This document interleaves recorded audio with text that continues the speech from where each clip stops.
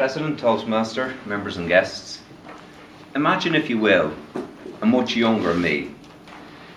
6th class, standing in front of a crowded community hall, classmates to my left, classmates to my right, playing different instruments, me just about to blast out a well-polished rendition of Finnegan's Wake. Just to put a little bit more background on how I was feeling on that day. On that day, during that week, I'd come down with a heavy head cold. So before I went to give the performance, I actually went into the bathroom with the purpose of blowing my nose before I went up. However, there was a neighbour in the bathroom, so at the time I was too embarrassed to actually clear my nose before I went up on stage. So that was maybe a slightly different thing on what it was. So as I stood there, the thought that was in my mind was, do not sneeze. Okay, so if we look at the experience that was there, which was at a public speaking event or a performance event, and the emotion that was present at the time, which was a fear of public embarrassment. If we fast forward in time to now and look at the experience that I'm having right now, it's of another public performance.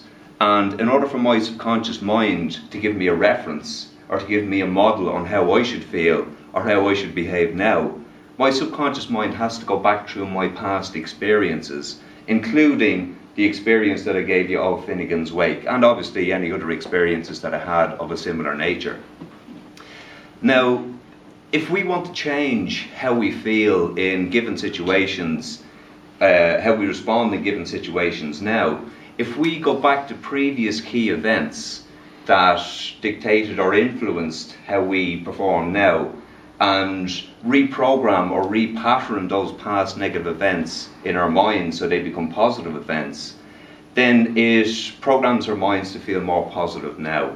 Okay, so if anybody's interested in that sort of thing, there's some techniques around NLP or neuro-linguistic programming which can be useful for that. Probably the best known would be the phasphobia technique or the rewind techniques as known. I don't have time to go through anything like this here today, but if you look up YouTube or Google, you'll find lots of information on that.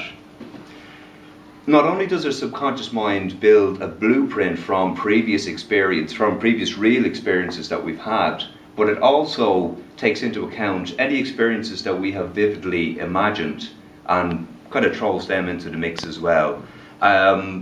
For a common day example, oftentimes before somebody sets out on a trip or to drive somewhere, they'll go through in their minds the different turns and exits that they need to take, so that when they actually drive on their journey, they don't need to use a map or a GPS because they've gone over it a couple of times in their mind. They've given themselves a blueprint for that journey.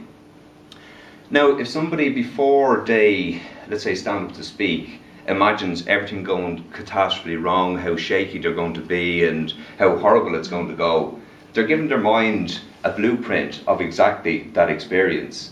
However, if somebody imagines themselves feeling strong, confident before they stand up, not necessarily you just imagine it once and it's going to happen like that, but you are going to start swinging it into your favour.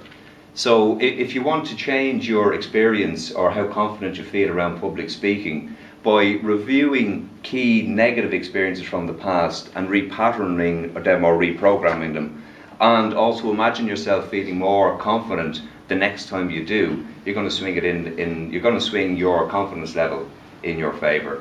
So just in conclusion, to go back over negative experiences, rewrite them, and imagine yourself feeling exactly as you want to feel. You can change how you do feel when you actually speak next. Hope you've enjoyed it. Thank you.